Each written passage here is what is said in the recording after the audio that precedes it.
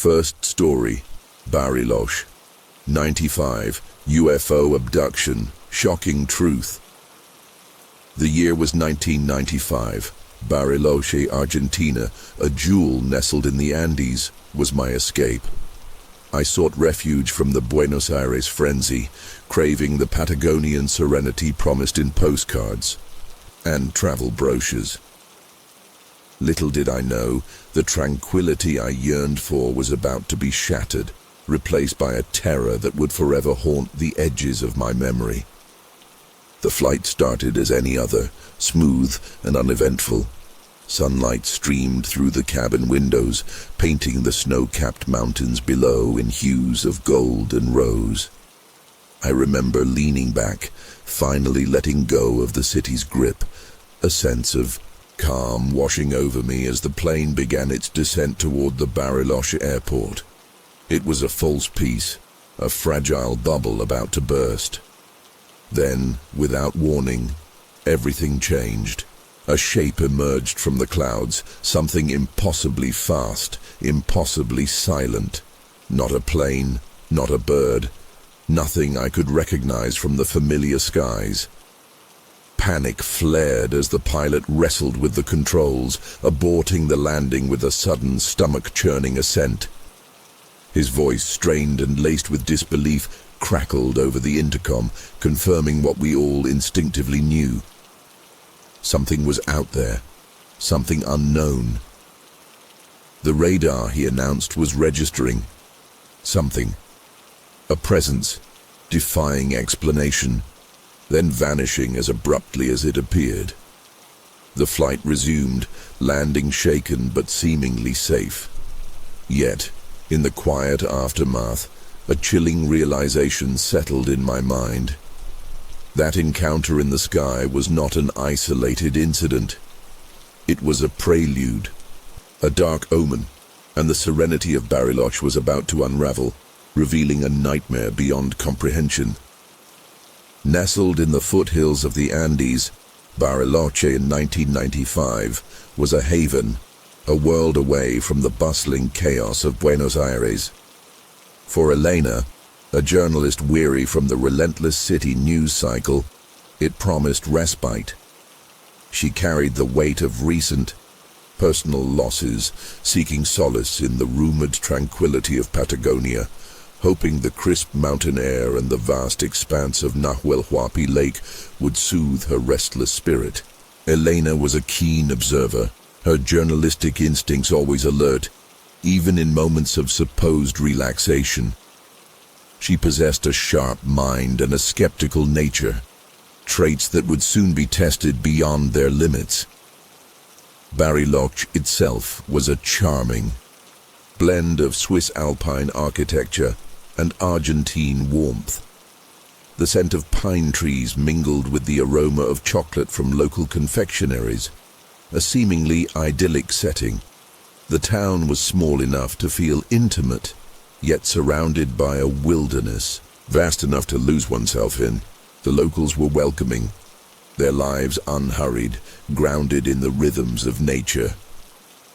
But beneath the surface of this postcard-perfect town, an undercurrent of mystery lingered, whispered in local legends of strange lights in the mountains and unexplained occurrences in the surrounding wilderness.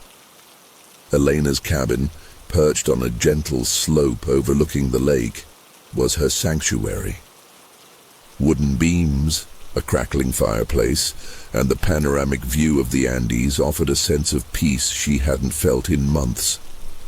Her initial days were spent hiking trails, breathing in the clean air, and attempting to shed the city's anxieties.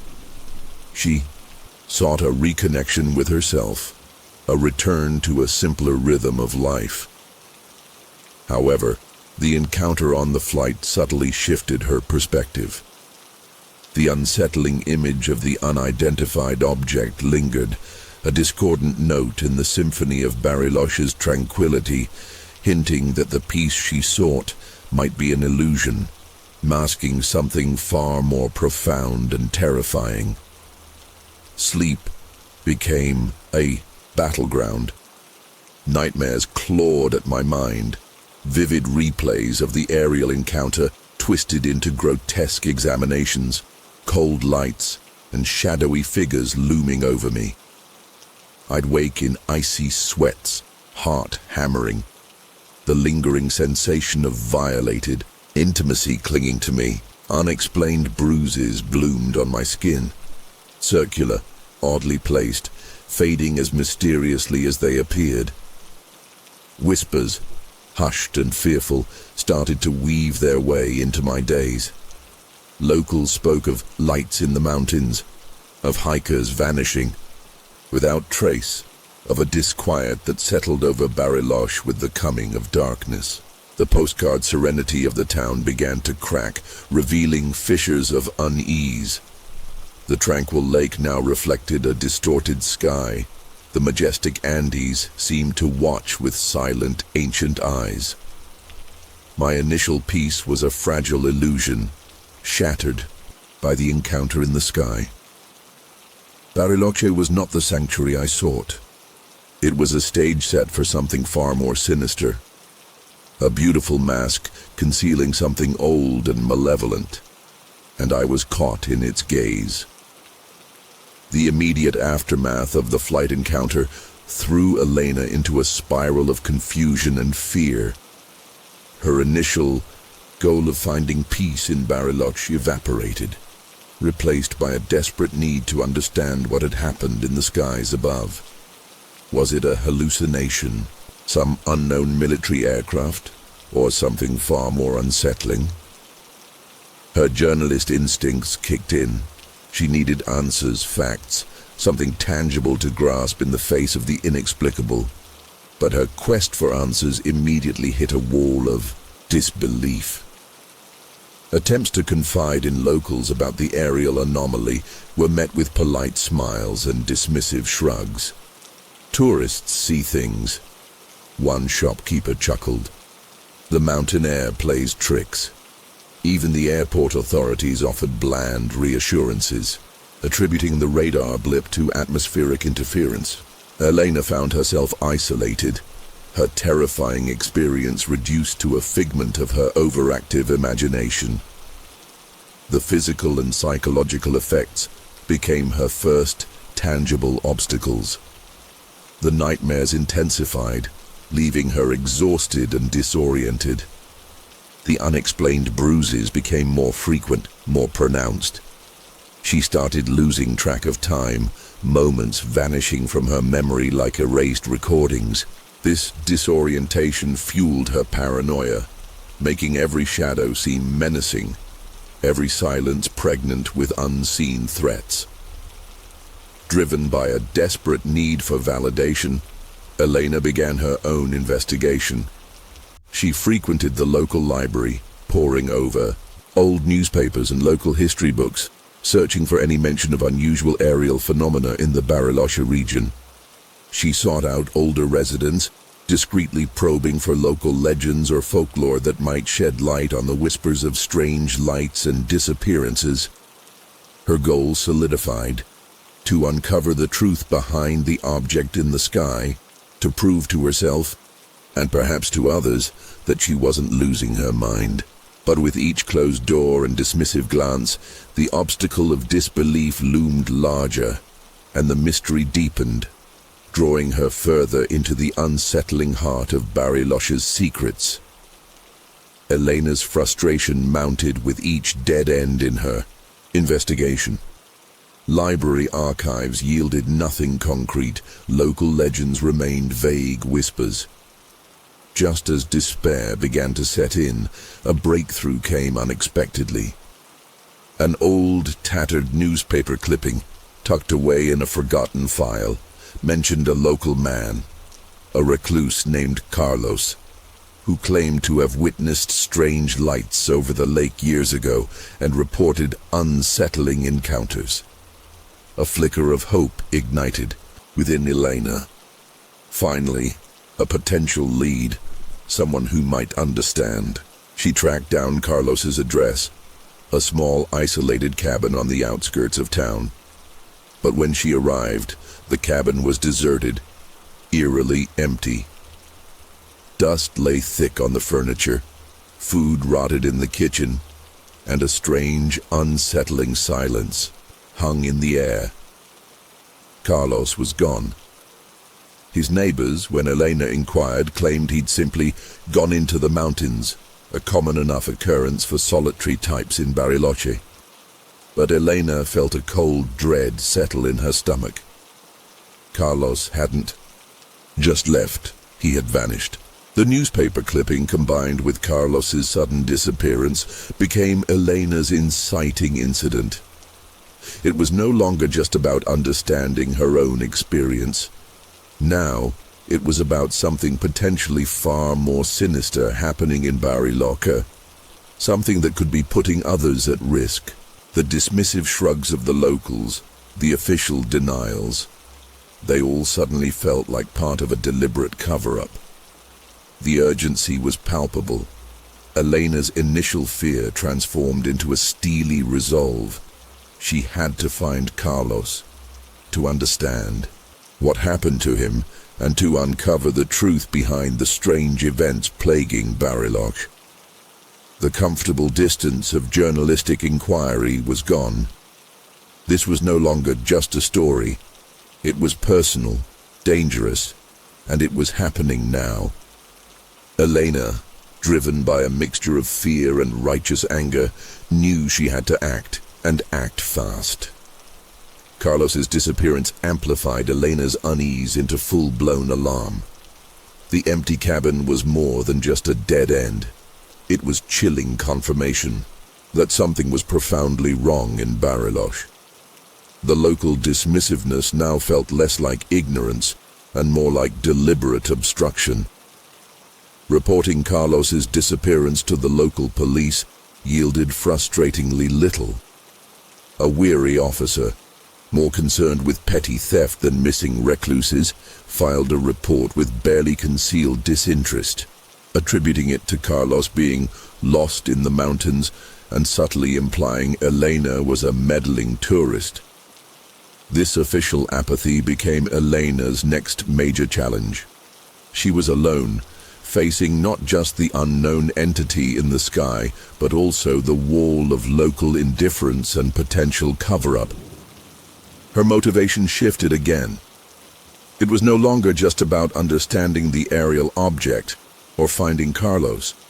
It was now about exposing whatever dark secret Bariloche was hiding, even if it meant facing it alone.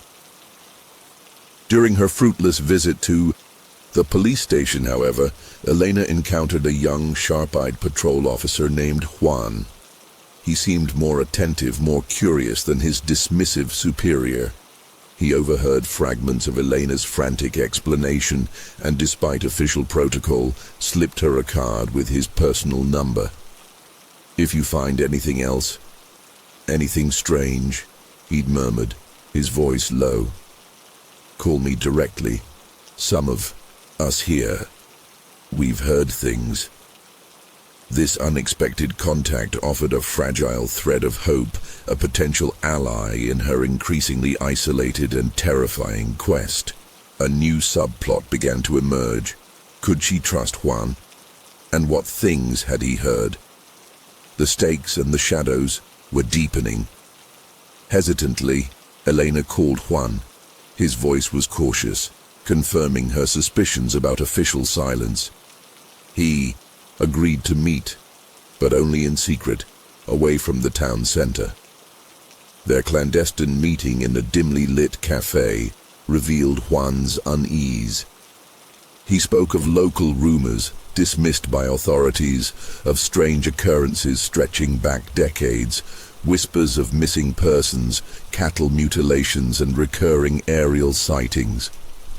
He admitted that some officers privately suspected something beyond natural phenomena, a truth suppressed by higher-ups. Juan's information intensified Elena's fear, but also fueled her determination. She wasn't imagining things. A pattern existed, a history of unexplained events in Bariloche. But Juan also warned of risks. Questioning too deeply, he hinted, could draw unwanted attention from both earthly and unearthly sources. He spoke of veiled threats, of careers mysteriously derailed, of people who knew too much and vanished, just like Carlos. Elena now faced a terrifying dilemma. Continue her investigation and risk not only her own safety, but potentially implicate Juan, her only ally. Or retreat, accept the official denials, and leave Carlos and the truth buried beneath Bariloche's deceptive tranquility. The stakes had escalated dramatically. It was no longer just about understanding a strange flight encounter. It was about confronting a deeply entrenched secret, a potential conspiracy, and something far more sinister lurking in the shadows of the Andes. The air of Bariloche, once crisp and clean, now felt thick with unseen menace. Driven by Juan's information, Elena decided to follow Carlos's trail into the mountains, defying the unspoken warnings.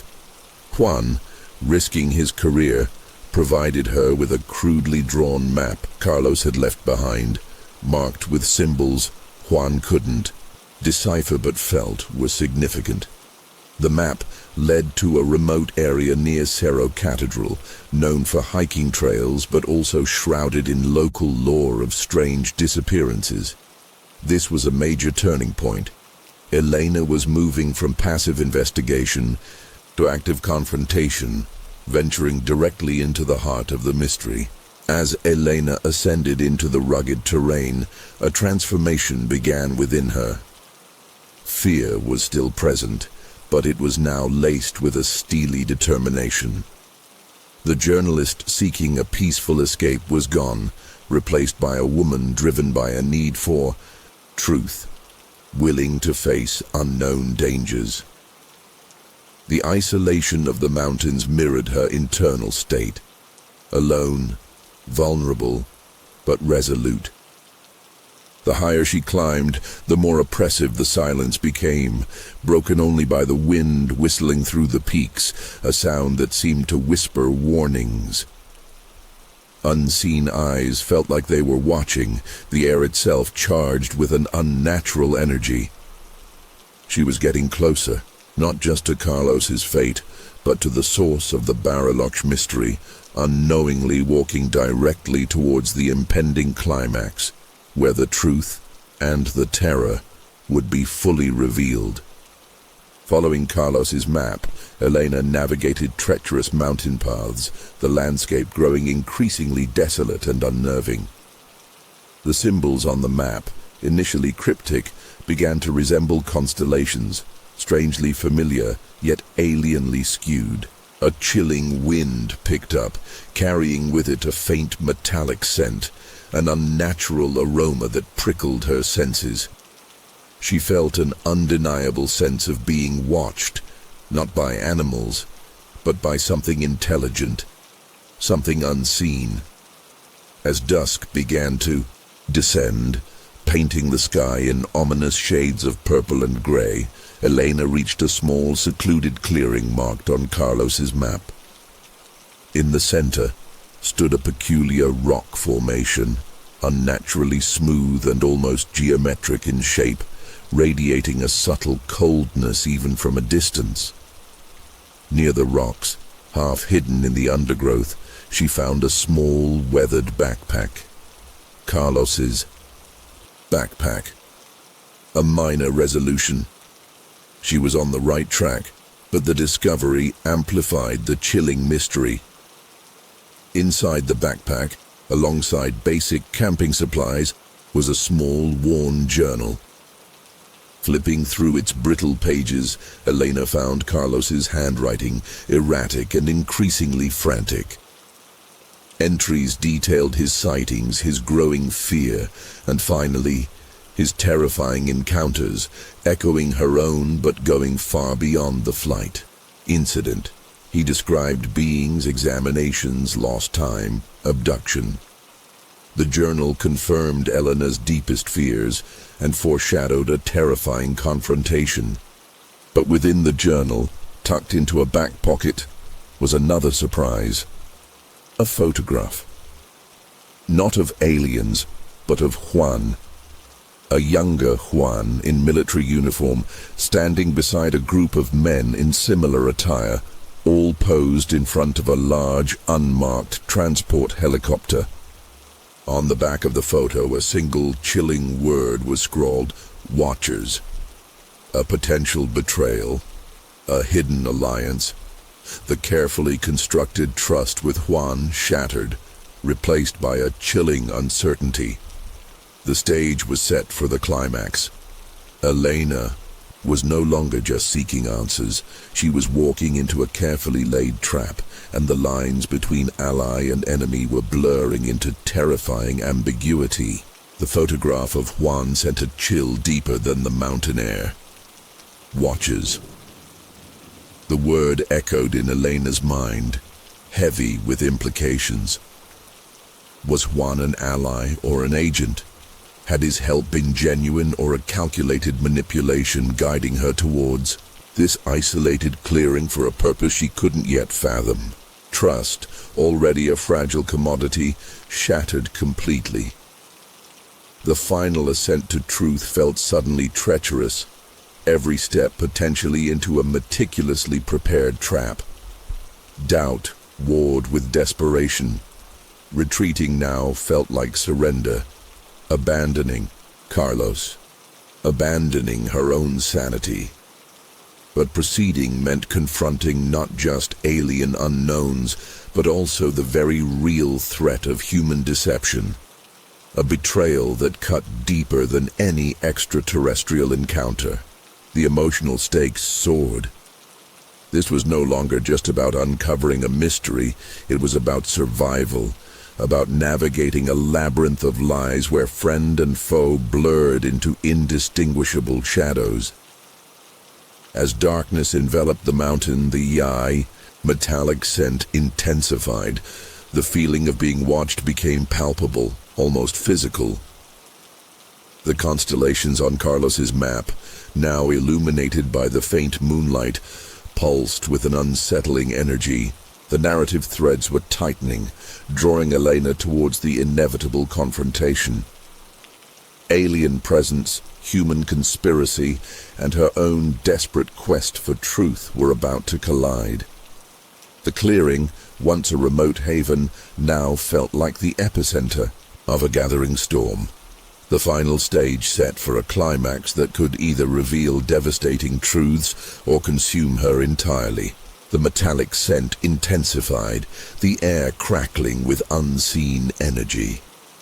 Suddenly the rock formation pulsed with an inner light, bathing the clearing in an ethereal glow. Figures emerged from the light, no longer shadowy suggestions, but clearly defined, their gray forms shimmering in the otherworldly luminescence. Fear threatened to paralyze Elena, but the journal, Carlos's desperate plea for understanding, fueled a surge of defiance. She would not be a victim. Mentally projecting all, her fear, anger, and desperate longing for answers, Elena focused on the beings. Images flooded her mind, fragmented, overwhelming, glimpses of vast distances, of a cosmic loneliness mirroring her own. A silent communication, terrifying and profound, unfolded. They were searching, seeking something lost, something essential. The abduction wasn't malice, but a desperate, misguided act of inquiry. Just as abruptly the light faded, the figures vanished, leaving behind an echoing silence. From the edge of the clearing, a figure emerged, Juan. His face was etched with conflict, his eyes a mix of fear and a strange, weary resignation. "They're gone," he whispered. For now. His presence was a chilling confirmation of the Watchers, human agents monitoring, perhaps even complicit. The truth was a horrifying tapestry of alien contact and human manipulation, a secret Bariloche guarded fiercely. Elena stood, shaken but unbroken, the weight of the encounter settling upon her. The mystery of the flight, Carlos's disappearance, Juan's betrayal, threads interwoven into a terrifying resolution. Bariloche's secret remained, a silent, looming presence beneath the veneer of tranquility. The case of Bariloche was far from closed, merely submerged, waiting for the next unsuspecting soul to stumble upon the truth. Have you ever looked up at the night sky and wondered what else is out there? Perhaps the answer is closer and more terrifying than we dare to imagine. Share your thoughts, your fears, your own unanswered questions about the unknown. The truth, like the shadows in Bariloche, may be closer than we think. Bariloche's beauty never truly returned for me. The mountains remained majestic, the lake serene, but now they held a chilling undertone, a silent testament to the truths unearthed in the darkness. I left Argentina carrying more than just memories. I carried a profound unease, the certainty that our world is far stranger, far more vulnerable than most dare to believe. The official denials continued. The whispers in Bariloche faded back into folklore. But for me, the veil had been lifted. Juan, I never saw again. He became another shadow, a casualty of the secrets he dared to whisper. Carlos remained missing, his fate a haunting question mark hanging over the Patagonian landscape. My life moved on, outwardly normal, but irrevocably altered. The fear lessened, replaced by a cautious awareness, a constant scanning of the skies, a quiet understanding that we are not alone, and perhaps not always observed with benign intentions.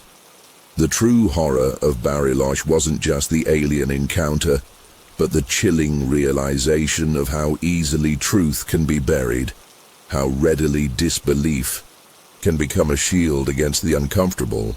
It was a lesson etched in fear, a permanent scar on my perception of reality. What happened in Bariloche remains unsolved, unacknowledged, a chilling case file gathering dust in the archives of the unexplained. But the question lingers. If it happened there, in the quiet solitude of the Andes, where else might such encounters be unfolding, hidden from view, dismissed as fantasy? Consider your own reality. How much do we truly know? How much are we willing to accept?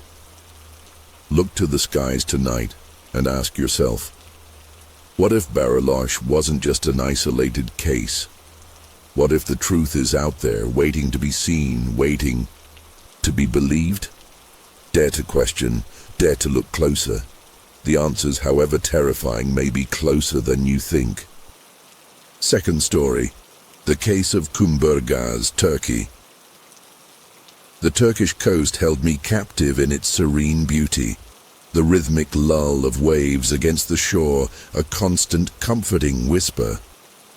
Kumburgaz was my home, a quiet fishing town where days unfolded with predictable tranquility. My life, a tapestry woven with simple routines and the gentle passage of seasons, was about to unravel. It began subtly, as whispers in the night sky, flickers of light defying earthly explanations, dismissed at first as tricks of the tired mind. But these lights persisted, grew bolder, danced with an impossible grace against the starlit canvas above the Aegean.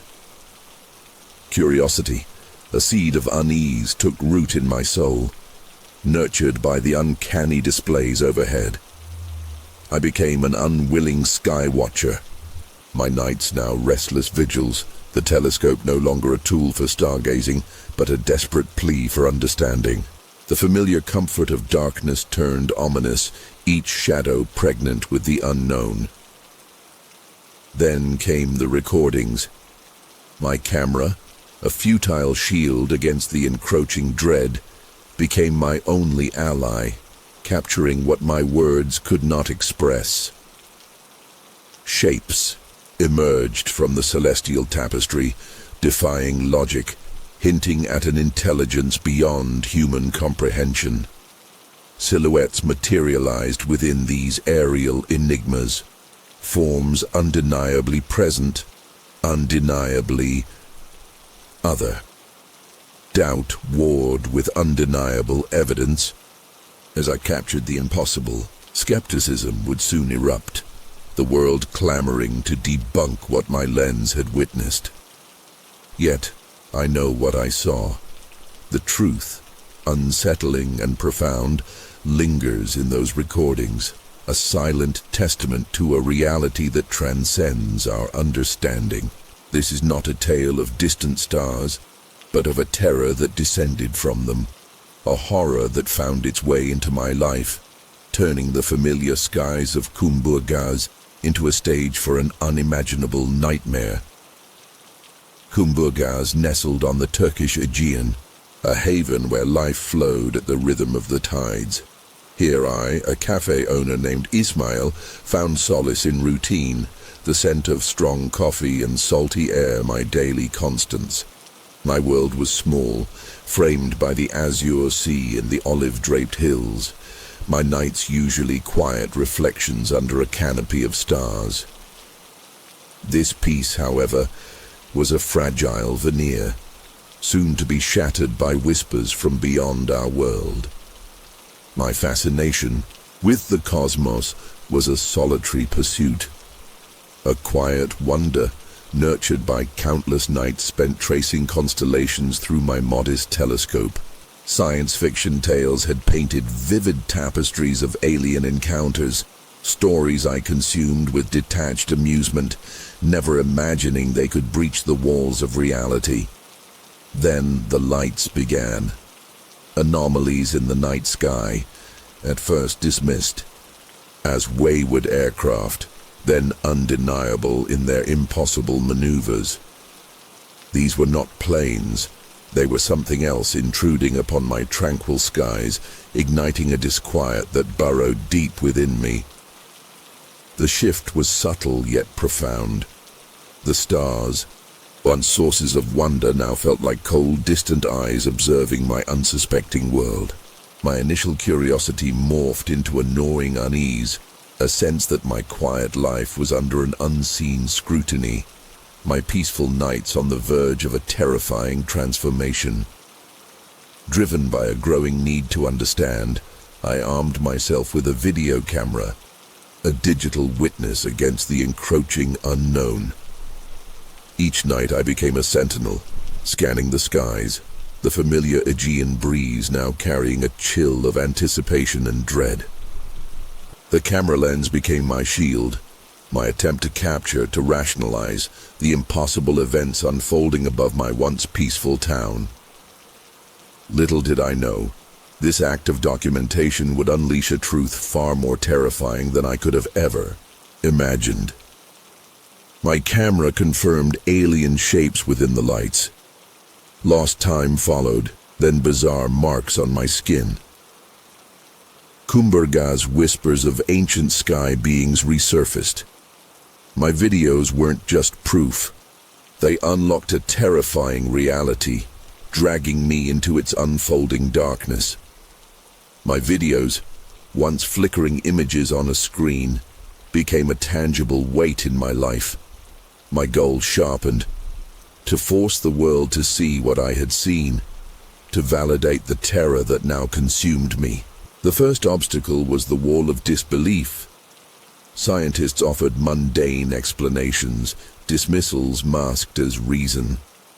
Online forums buzzed with ridicule, branding me a hoaxer, a madman chasing shadows in the sky. Each debunking attempt felt like a personal assault, deepening my isolation. Demir, my steadfast friend, became a crucial anchor. He listened, not with judgment, but with a quiet gravity that belied the outlandish nature of my claims. Our usual banter faded, replaced by hushed conversations about local lore, tales of sky visitors whispered through generations in Kumburgaz. These weren't comforting stories, but chilling echoes of my own experiences, suggesting a deeper, older mystery woven into the fabric of our town. Demir's support was a lifeline, yet even his grounded practicality strained against the impossible truth I carried. My cafe, once my sanctuary, became a stage for skeptical stares and hushed whispers. Customers, once familiar faces, now regarded me with a mixture of curiosity and apprehension. My simple routines crumbled under the weight of public scrutiny, my days consumed by defending my sanity against an army of doubters. The subplot of my unraveling life in Kumburgaz began to emerge, my personal struggle mirroring the larger, unsettling mystery above. The videos themselves became a battleground. Experts dissected frames, searching for flaws, for evidence of manipulation. Believers seized upon them as proof, their fervent pronouncements almost as unsettling as the skepticism.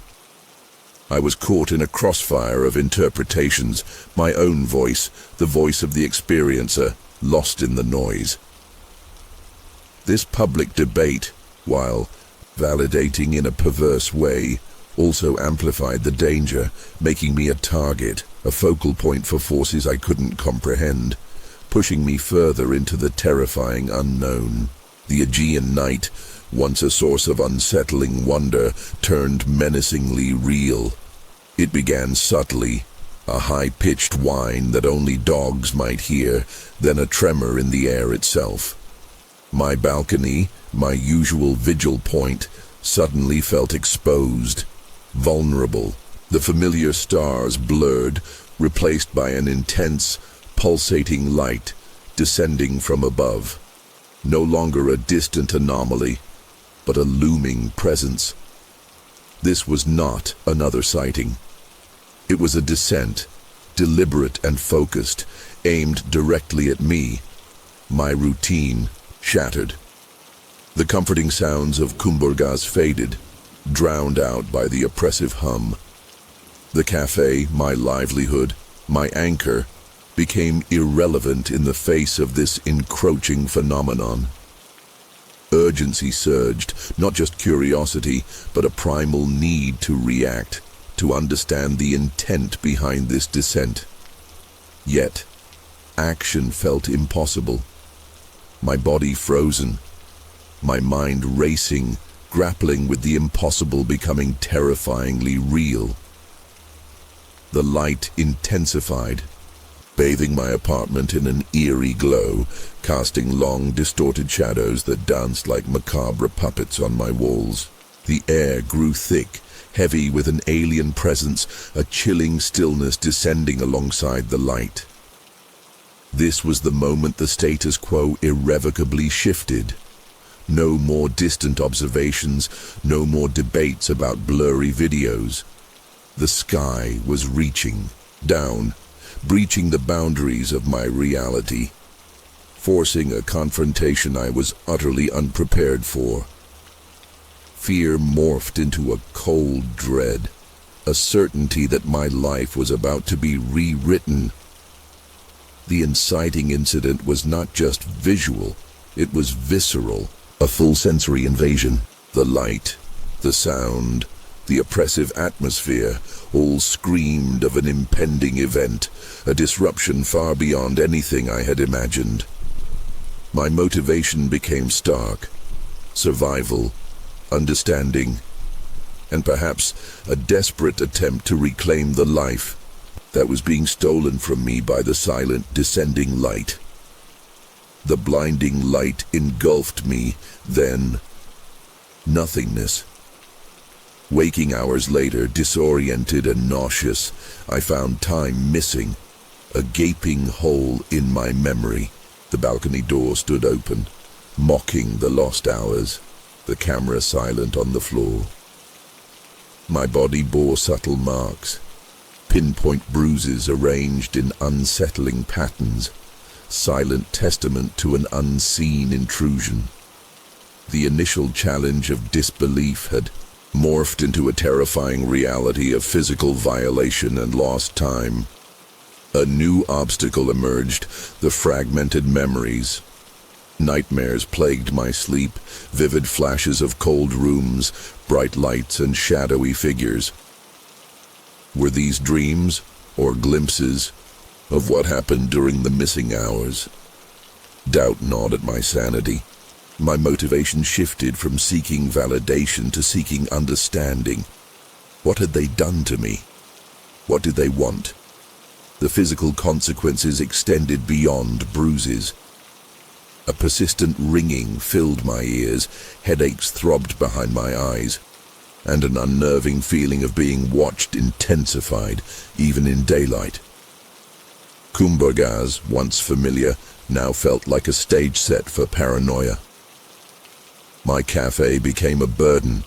Fatigue and anxiety replaced the joy in my routine. Demir, witnessing my unraveling, grew more concerned.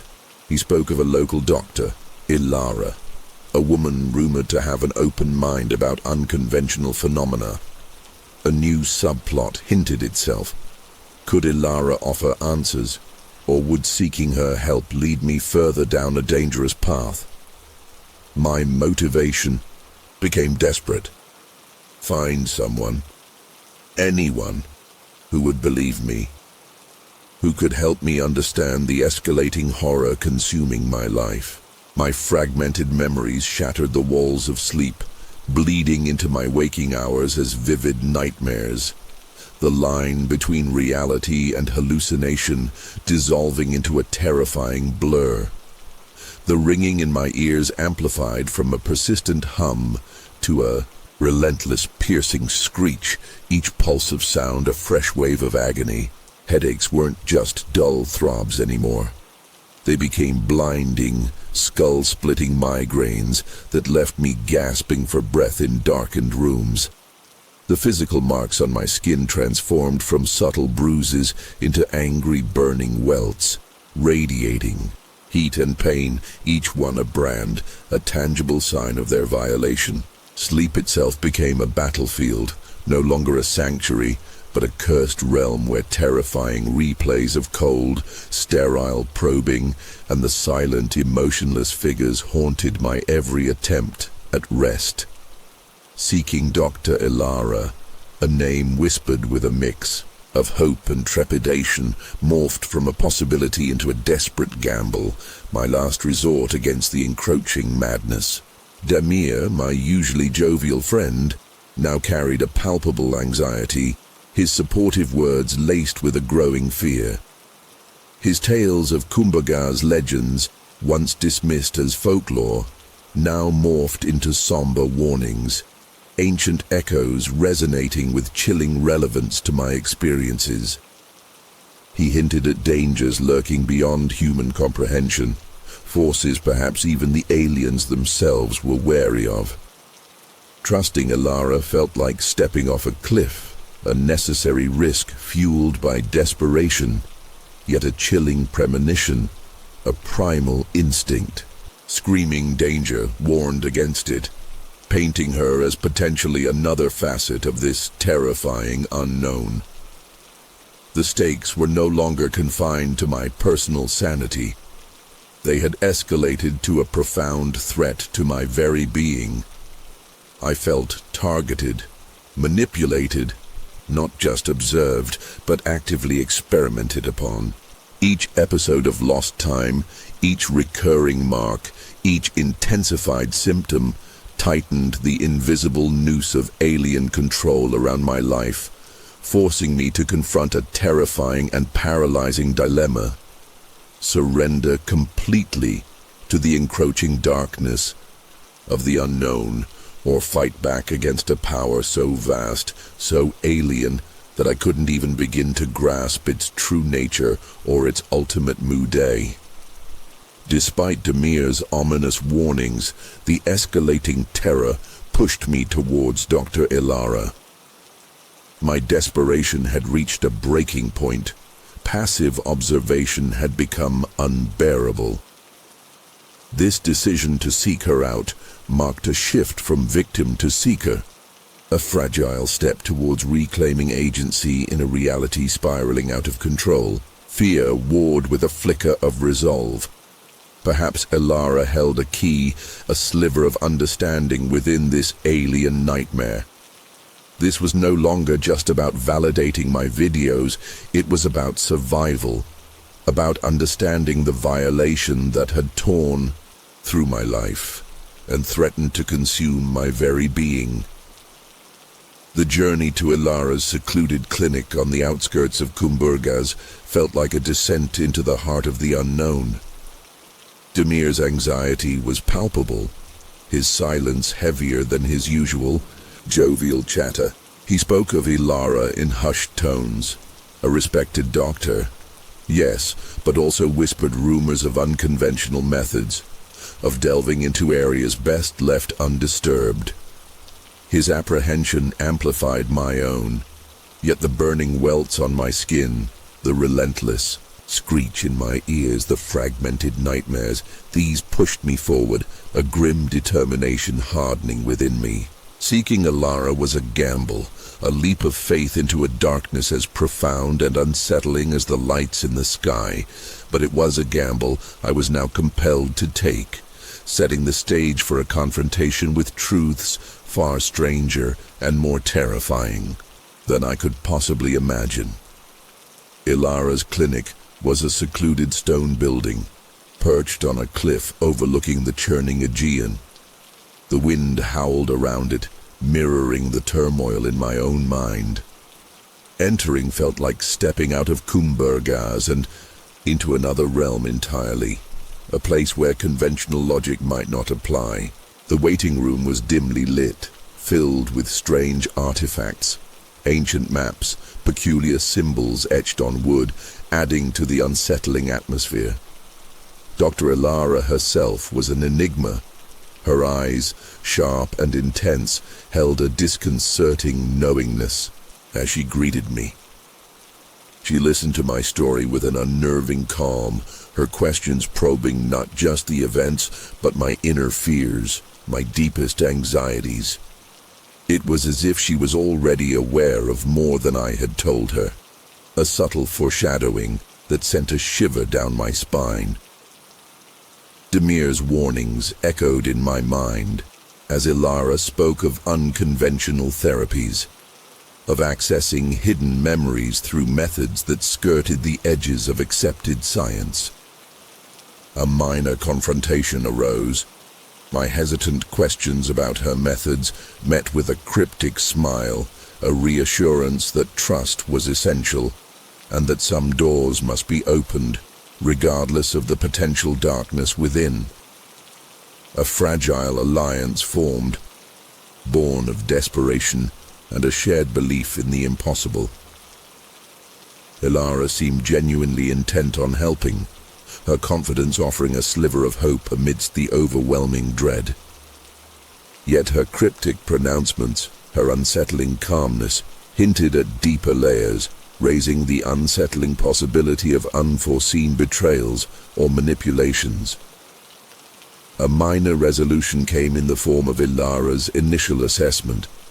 She confirmed the physical marks were unusual, unlike any known earthly ailment. This validation, however small, was a temporary balm, overshadowed by the looming uncertainty of her proposed treatment. A journey into the recesses of my mind, a path fraught with unknown dangers, setting the stage for a climax far more profound and terrifying than I could have anticipated. Elara's proposed therapy involved sensory deprivation, a journey into the deepest recesses of my mind, guided by her unconventional methods. Doubt warred with a desperate hope. Could this unlock the truth, or would it shatter my sanity completely? Demir's anxiety reached fever pitch, his warnings becoming frantic pleas to reconsider, his fear now palpable, infectious. He spoke of Elara's past, of patients lost in her unorthodox treatments, of whispers that she sought not to heal, but to open doors. His betrayal of trust, fueled by fear for my safety, created a painful rift, yet his terror amplified my own unease, solidifying the sense of walking a perilous edge. The final obstacle was not external, but internal. The terrifying prospect of confronting the unknown within my own mind, guided by a woman shrouded in as much mystery as the aliens themselves. Ilara's calm reassurances now sounded like chilling pronouncements, her cryptic smiles hiding something unfathomable. The emotionally charged stakes became agonizingly clear. Sanity, perhaps even life, hung precariously in the balance. The narrative threads converged. The initial sightings, the terrifying abduction, the desperate search for answers, all leading to this single terrifying point. The brink of a journey into the darkest corners of my consciousness. A final confrontation with the truth, whatever horrors it might reveal, prepared to unleash a climax where the lines between reality and nightmare would be irrevocably erased. Darkness descended. Ilara's methods plunged me into sensory void, a terrifying freefall into my subconscious. Whispers echoed in the blackness, not of my own mind, but alien, cold, dissecting. Images flashed, sterile labs, probing instruments, emotionless eyes studying me as a specimen. The repressed memories surfaced, raw and visceral, confirming my deepest fears. I was not just observed, but violated, altered. Confrontation came not in a fight, but in a shattering realization of their utter indifference, their clinical detachment to human life.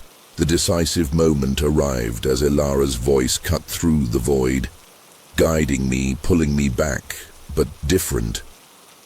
The therapy hadn't healed. It had revealed a chilling truth. The alien's presence was not external, but somehow interwoven with my own being. Closure was not escape, but acceptance.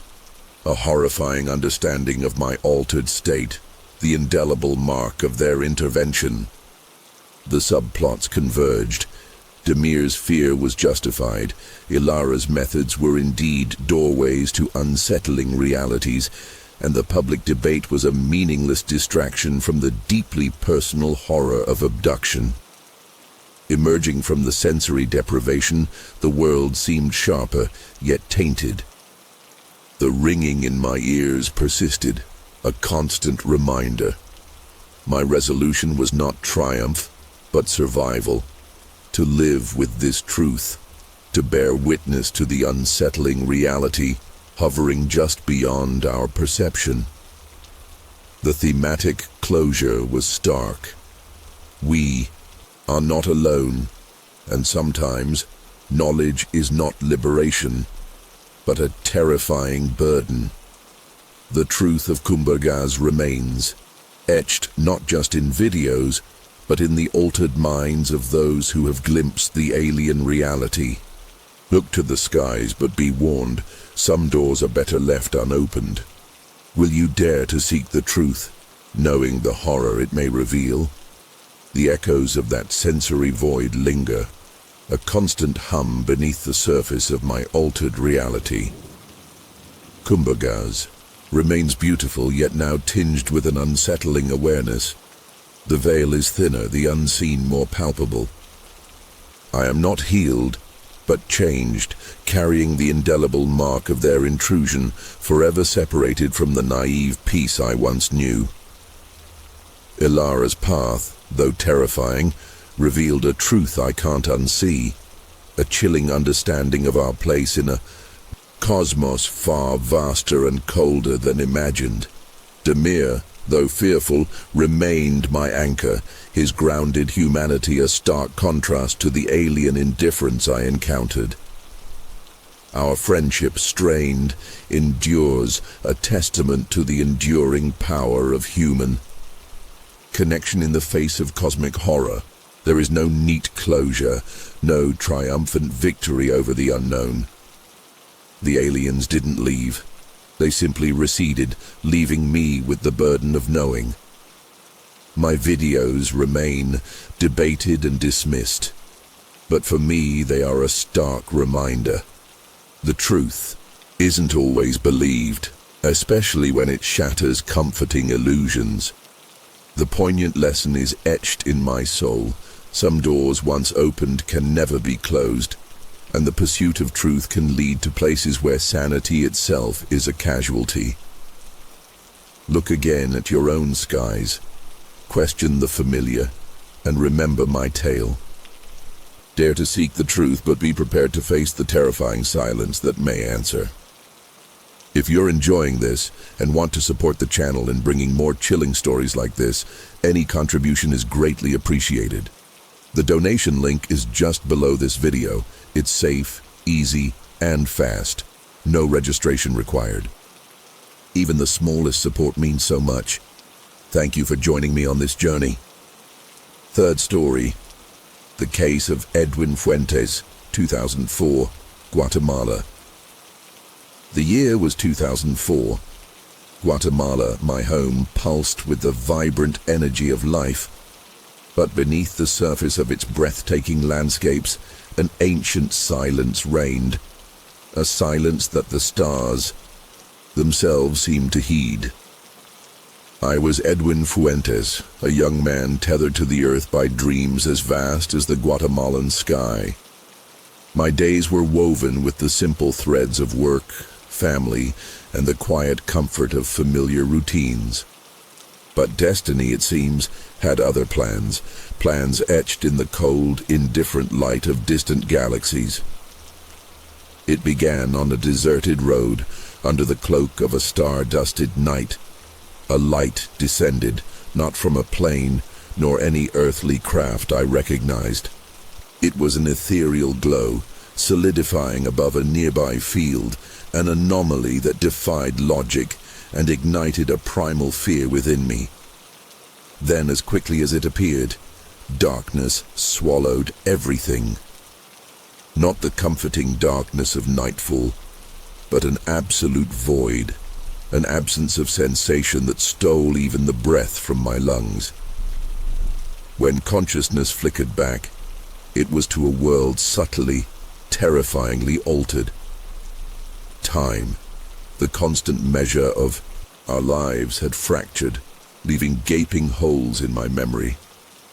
My hands trembled with an unseen tremor, a compass spun wildly, its needle divorced from true north, mirroring the chaos erupting within me. What transpired in that stolen interval? What unseen hands manipulated the fabric of my reality while I was adrift in the abyss? This is not a tale recounted from dusty archives, nor a legend whispered in hushed tones. This is my history, etched in the raw nerve of personal experience. A first-person account of a horror that transcends earthly understanding. An alien abduction.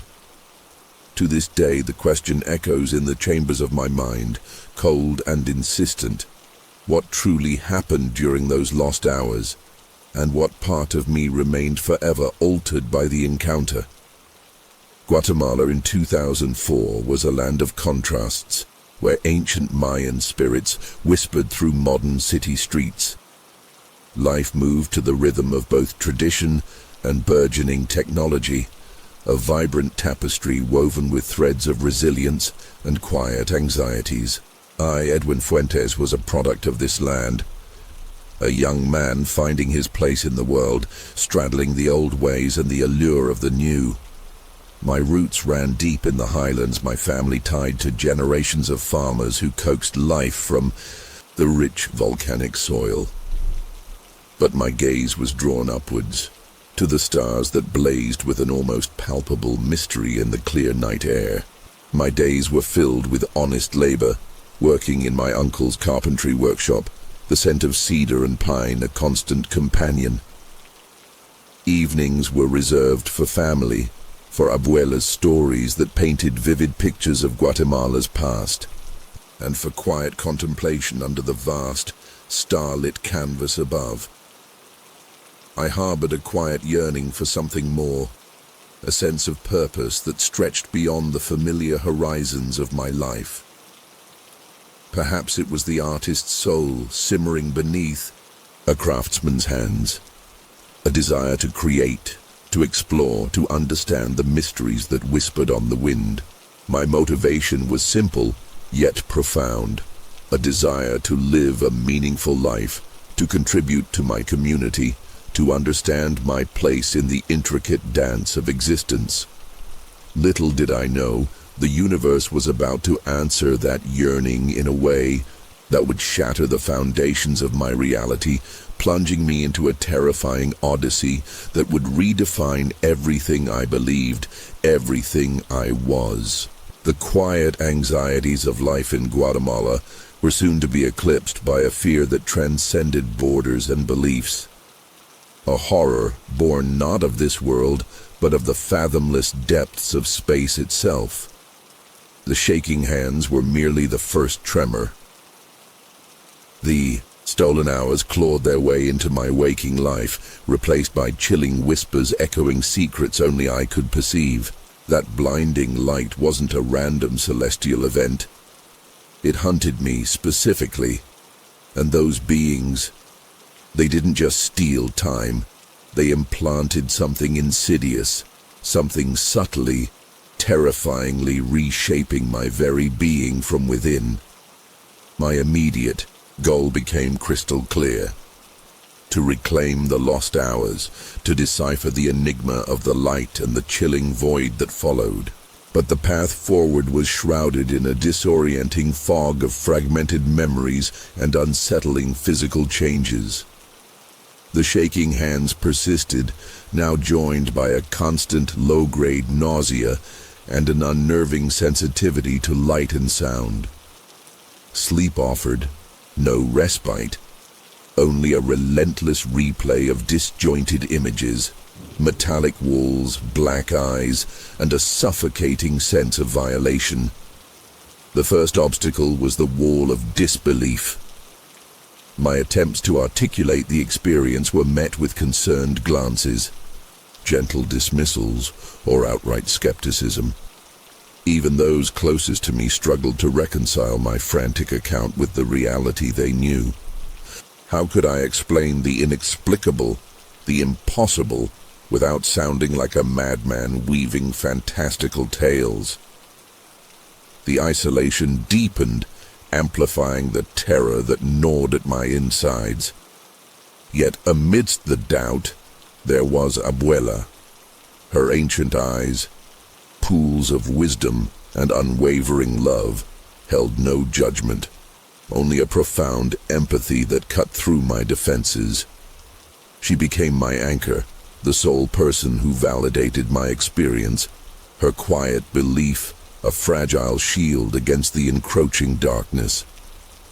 Our conversations became a lifeline, a space where I could voice my fears and fragmented memories without the crushing weight of skepticism.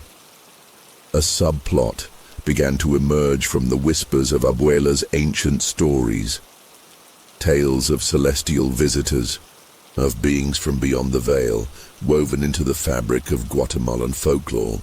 These stories, once dismissed as quaint superstitions, now resonated with a chilling plausibility, hinting at a deeper, older reality underlying my modern nightmare. Could the answers to my ordeal lie hidden within the forgotten lore of my ancestors? The question ignited a desperate spark of hope in the encroaching darkness.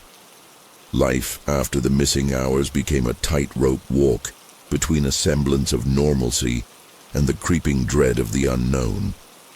I tried to immerse myself in the familiar rhythms of my days, the workshop's comforting chaos, Abuela's gentle presence, the familiar taste of Guatemalan coffee. But the normalcy was a fragile veneer, stretched thin over a roiling undercurrent of fear and disorientation. The world felt off-kilter, subtly distorted, as if I was perceiving reality through a warped lens. Then it began. The flashbacks. Not hazy recollections, but sudden, visceral intrusions of sensory overload. It started subtly, a fleeting metallic scent during my work, a momentary flicker of cold blue light at the edge of my vision.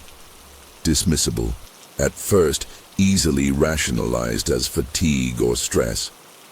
But they grew in intensity and frequency, disrupting my focus, invading my thoughts, planting seeds of terror in the fertile ground of my unease. One sweltering afternoon, while meticulously carving a piece of cedar, the workshop vanished, replaced by the sterile, cold expanse of the alien room. The humming vibration returned, not just heard, but felt deep within my bones, rattling my teeth. The black eyes of the beings swam into focus, inches from my face, their gaze piercing, dissecting. The metallic scent intensified, cloying, suffocating, and the pressure on my forehead returned, a phantom touch that sent a jolt of icy fear through my veins. The flashback shattered as abruptly as it began, leaving me gasping for breath, drenched in a cold sweat, the cedar carving clattering to the floor. The workshop reappeared, the familiar sounds of saws and hammers fading back into reality, but the alien coldness lingered, clinging to me like a second skin. This was no mere memory. This was a haunting, an intrusion, a stark and terrifying reminder that whatever had happened during those missing hours was not over. The illusion of normalcy shattered. I could no longer pretend this was just a bad dream, a trick of the mind. The flashbacks were escalating, becoming more real, more invasive, threatening to consume my waking hours. I had to act. I had to understand. I had to reclaim my stolen time, not just for answers, but for survival. The fear was no longer a passive dread, but a burning urgency, a desperate need to confront the unknown before it devoured me completely. The escalating flashbacks fractured my already tenuous grip on reality. Work became a perilous undertaking, my hands fumbling, my focus shattering mid-task as alien visions invaded my mind. The scent of cedar would morph into the sterile tang of the alien room, the rhythmic thud of the hammer echoing the unsettling hum I couldn't escape.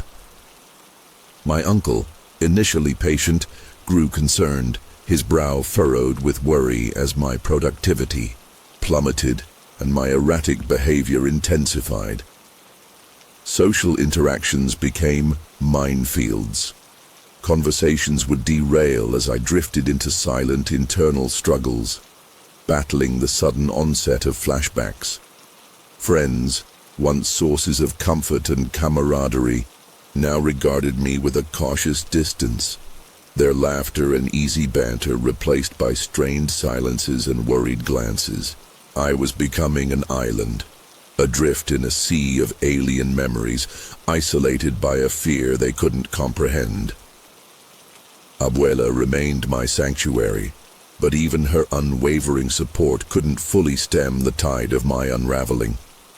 Our conversations shifted, deepening as we delved into the ancient lore she possessed, searching for echoes of my experience in the whispers of Guatemala's past.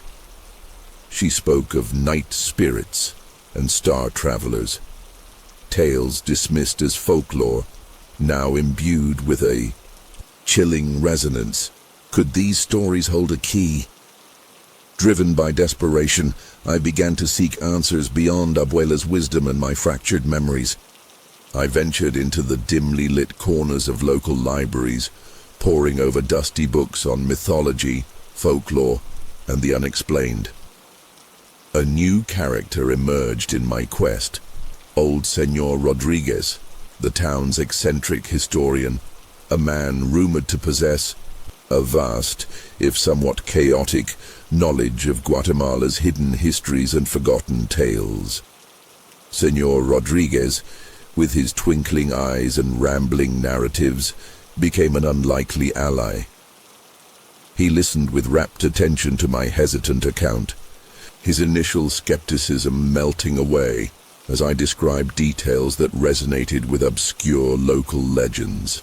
He spoke of ancient sites hidden deep within the jungles, places whispered to be portals and meeting points, adding a layer of geographical mystery to my already bewildering ordeal. A new subplot emerged, the search for these hidden sites. Senor Rodriguez, fueled by a historian's curiosity and a surprising empathy for my plight, offered to guide me.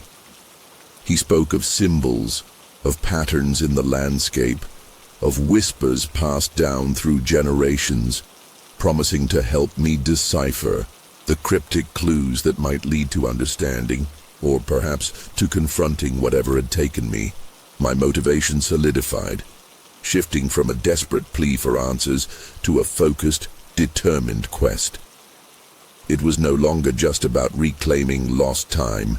It was about reclaiming my sanity, my life, my very self from the encroaching alien darkness.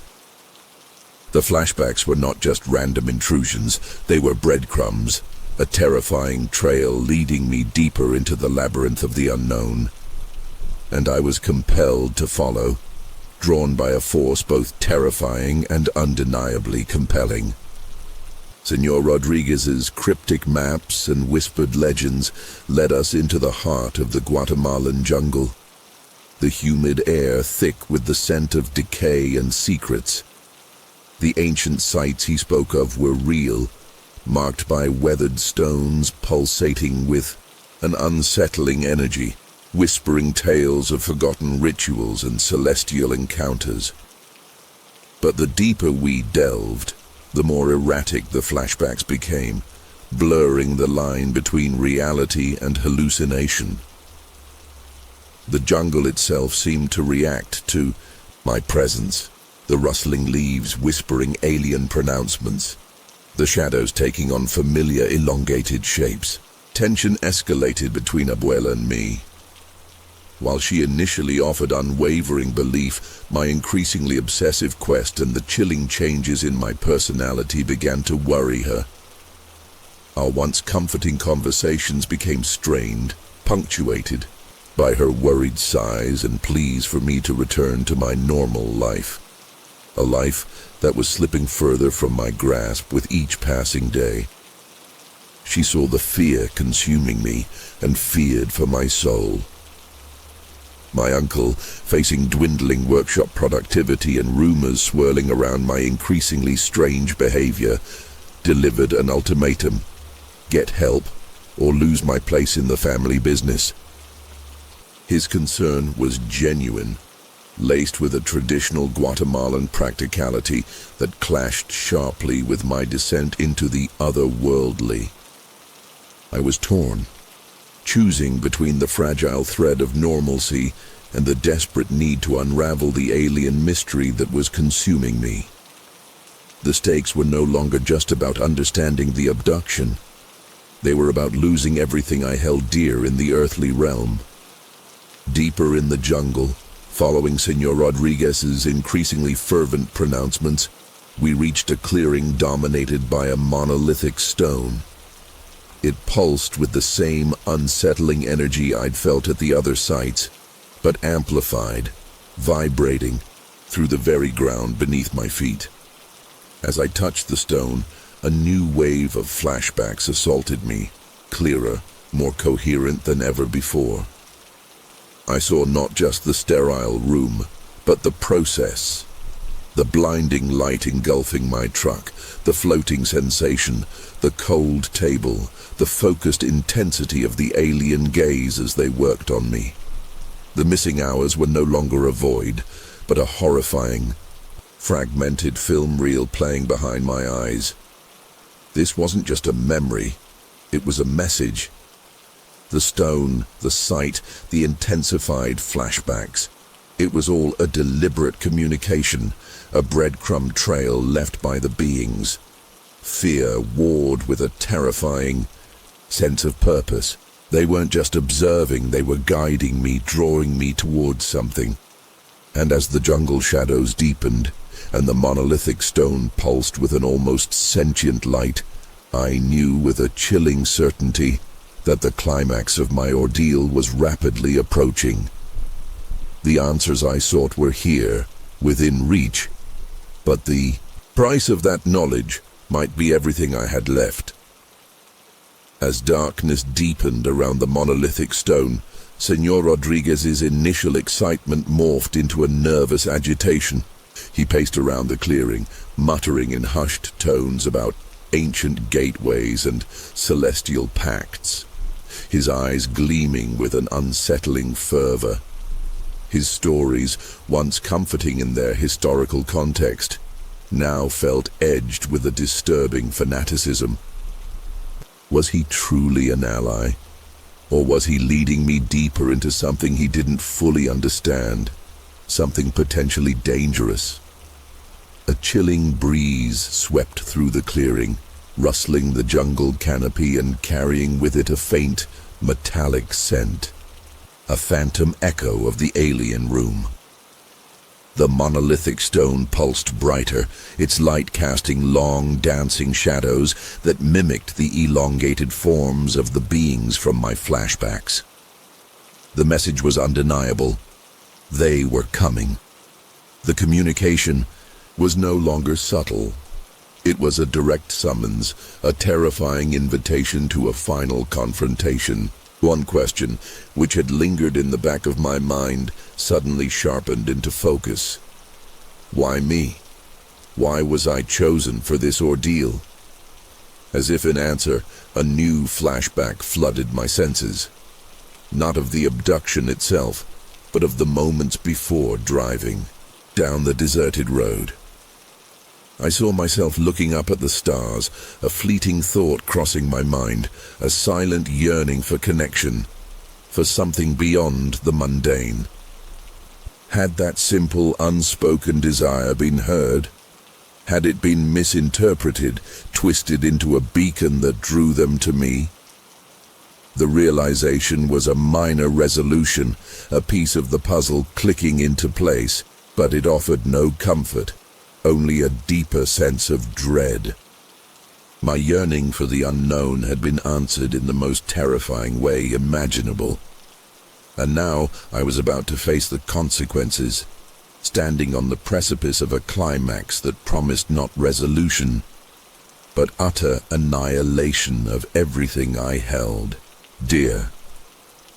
The stage was set, the players were in place, and the final act was about to begin under the cold, indifferent gaze of the Guatemalan stars. The air crackled with an unseen energy, the metallic scent growing stronger, almost tangible now. Senor Rodriguez, his eyes wide and unblinking, began chanting in a low, guttural tongue, words that sounded ancient and unsettling, not of this earth. His transformation from helpful historian to fervent mystic was complete, and a chilling question arose. Had he been guiding me here for my benefit or for some purpose of his own, intertwined with these beings? My own body felt alien, my senses heightened to an almost unbearable degree. The humming vibration intensified, no longer just a sound, but a physical pressure squeezing my skull, threatening to shatter my consciousness.